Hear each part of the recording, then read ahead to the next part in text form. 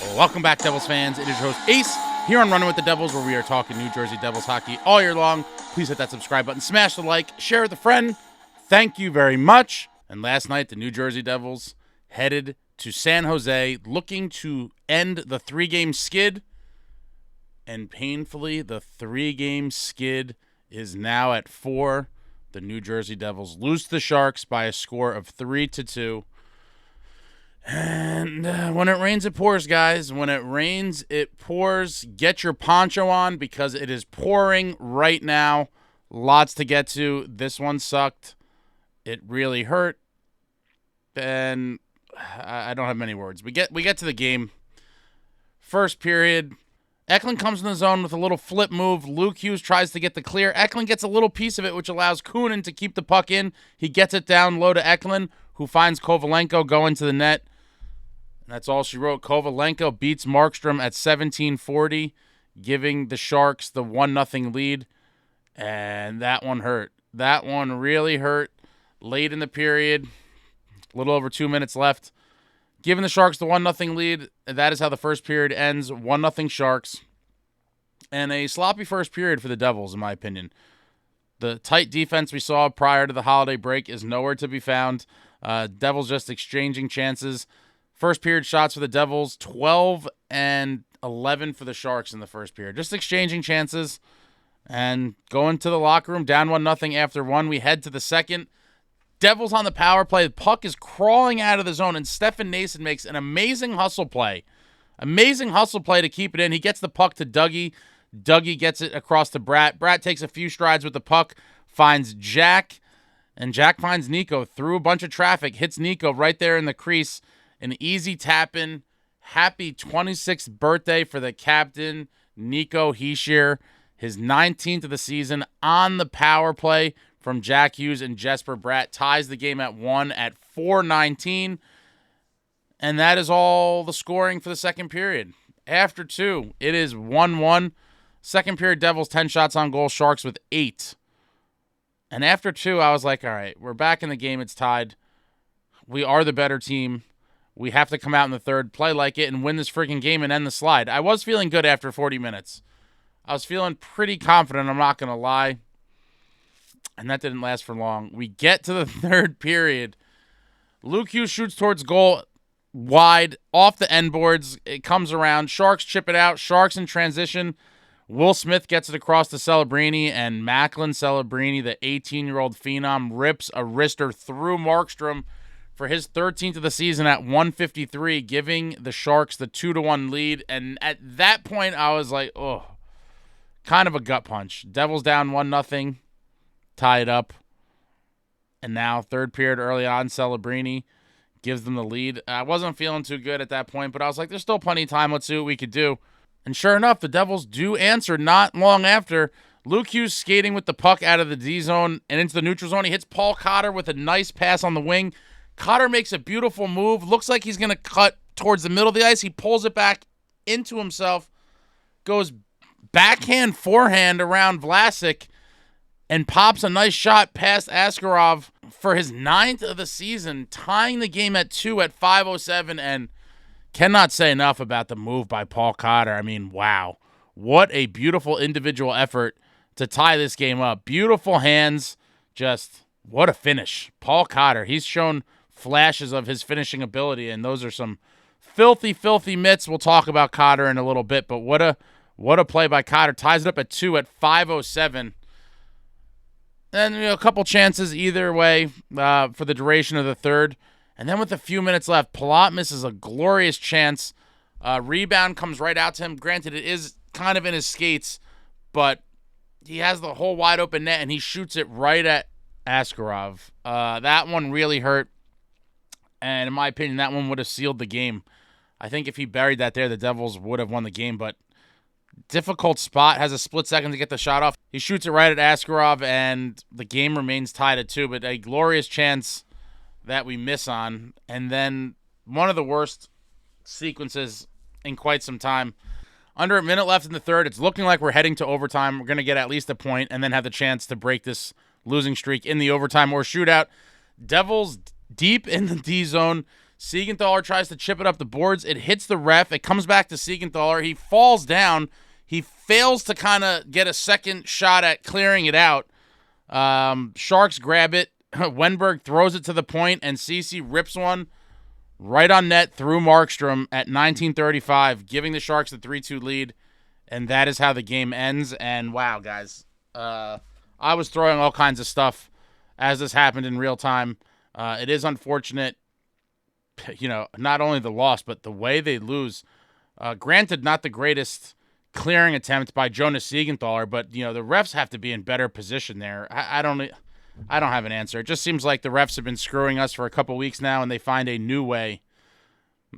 And this is the first of this one. It's not a bad penalty call or a missed penalty call or a waved off goal. This is a whole new one. Physically blocking a clearing attempt late in a game, which directly leads to a goal. Horrible luck. Horrible luck. It seems like the Devils are getting super unlucky, and how much unluckier does it get than a defenseman trying to chip one up the boards and it hitting the ref, staying in the zone, and leading to a back-breaking goal with 25 seconds left. It doesn't happen too often. Like I said, when it rains, it pours, and right now it is absolutely monsooning on your New Jersey Devils, and they're going to have to weather the storm. It's ugly. I'm not going to try to sugarcoat it. 4 games in a row is ugly. I'll come back to that in a minute, but we'll get to the game stats. Devils 30 shots on goal, Sharks with 24 shots on goal. Devils 57.1% of the faceoffs to 42.9% for the Sharks.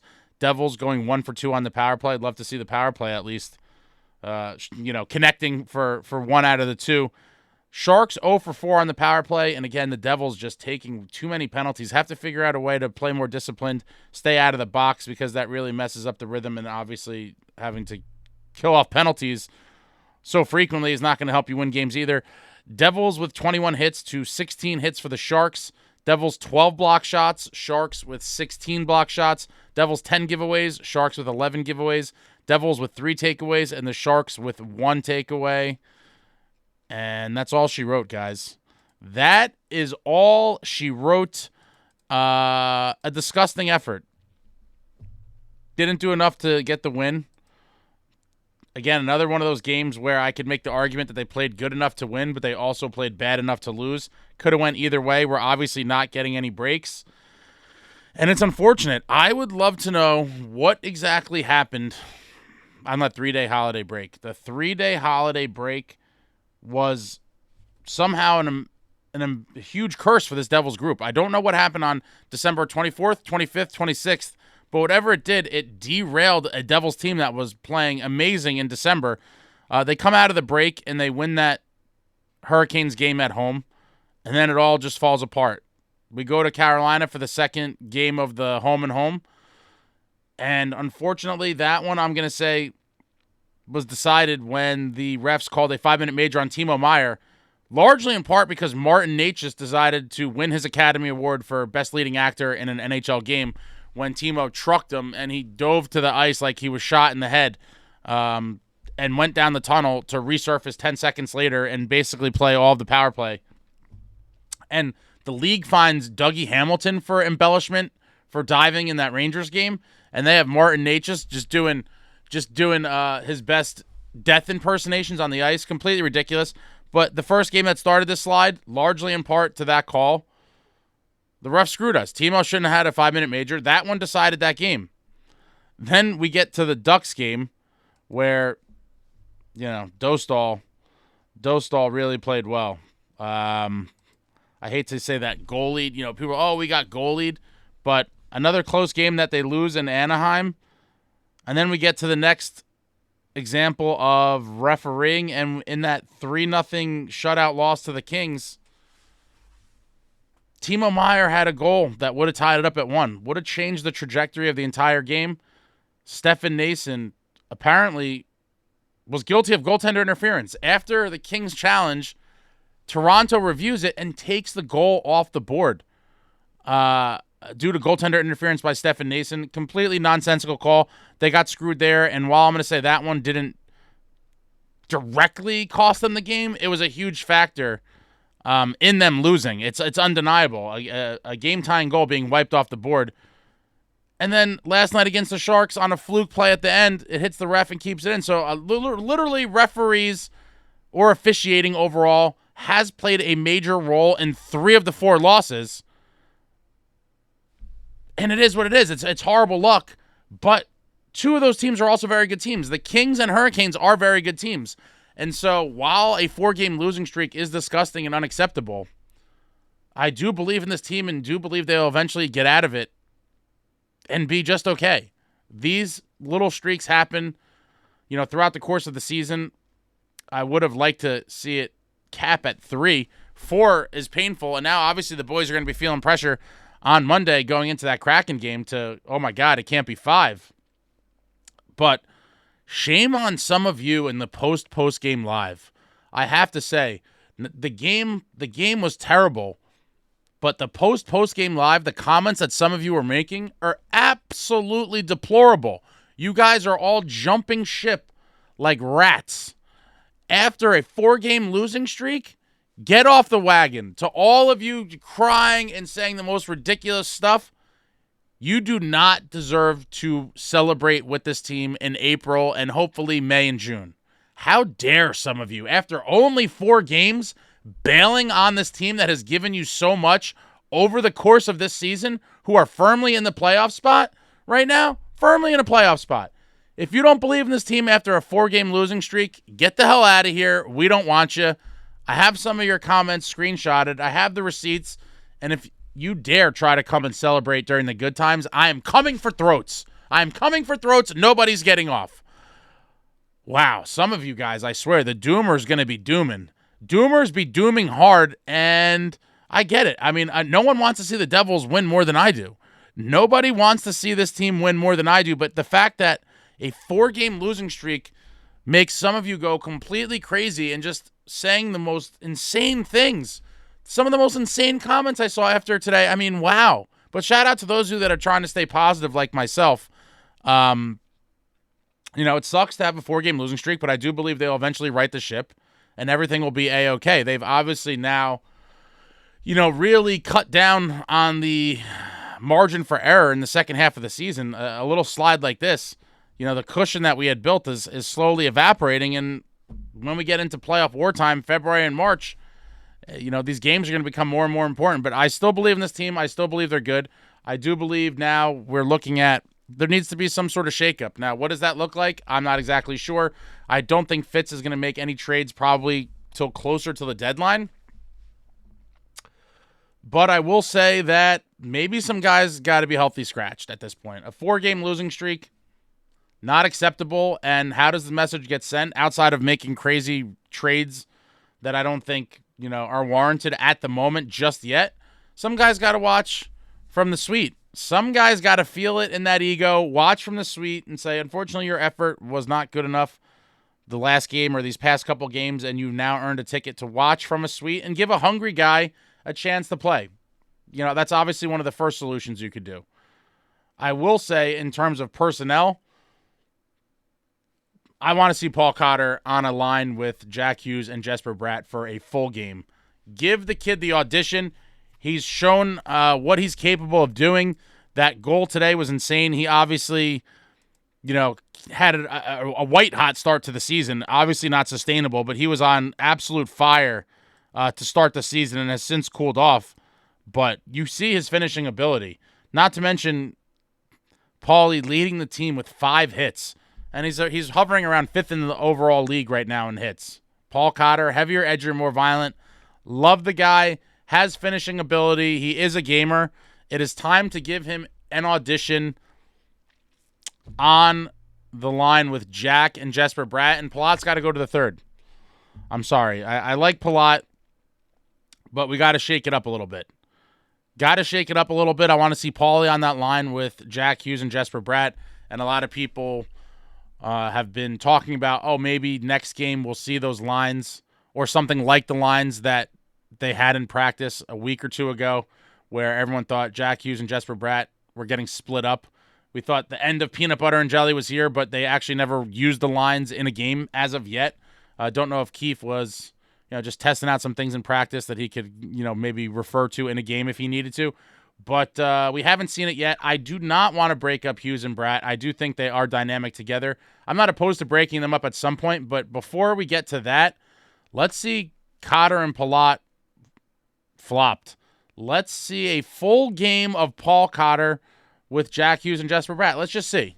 I'd like to just see it. And then obviously if the team continues to struggle, then you switch it up some more. It is unfortunate. Listen, guys, 4-game losing streaks suck, but goal scoring has dried up on certain nights, and you got to find a way to just score more, period. 2 goals against the Sharks. I mean, it is what it is. I am hoping we see that NHL record-setting defense. I mean, where did that defense go? Before the holiday break, the New Jersey Devils set a record with 7 consecutive games allowing only 20 shots on goal or less. I don't know what happened to that lockdown defense. Something happened over the holiday break that's derailed this team. Where is that defense? Where is that team? Where did they go? Come back, please. Please come back. We were looking like an absolute force. Going into the holiday break, I was super high on this team. I was high on New Jersey Devils victory fumes. They come out of the break. Like I said, they beat the Canes in that first one at home, and then ever since then it's been and just a tank right now. A tank. But New Jersey Devils fans, keep your head up. It is not the end of the world.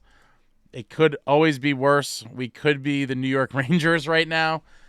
And I think they're going to be fine, but they really just need to get out of this thing, and hopefully they get it done on Monday against the Kraken. It would be atrocious to be heading to the Garden next week on a 5-game losing streak.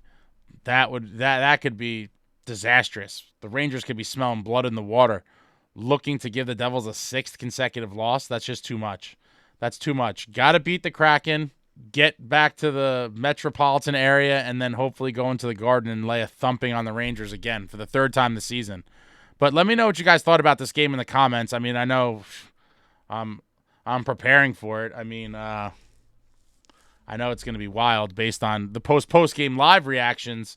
But let me know what you thought about the game in the comments. It should be an interesting read to see all the overreactions and the doomsdayers in the comments. Let me know about anything else Devils hockey. Everything Devils hockey, throw it out there in the comments. Do you guys want to see some guys scratch? Do you want to see different line combos? Anything. Just throw it all out there. I enjoy talking to most of you. A lot of you are a little too cuckoo for me with the overreactions and the doomsdaying, but I'll be back soon. I have a lot of cool stuff in the works. I have an interview with Jamie Langenbrunner premiering on January 10th, Friday night at 7 p.m. Check that out. I'll put the link in the description. The night after the Ranger game, the Devils don't have a game, so a little 7 p.m. premiere. My conversation with Devils legend Jamie Langenbrunner. Oh, man, what a high for me. Awesome. Completely awesome experience. But yeah, I'll be back soon. I'm working on tons of stuff, and it's rough times right now, guys. Just keep your head up. They will break out of it. And again, for those of you saying deplorable things, shame on you. If you can't handle this team at their worst, we don't want you in April, May, and hopefully June. We don't want you. I have all the screenshots. That's it. Like, comment, subscribe, and all that jazz. Until next time, friends, let's go Devils.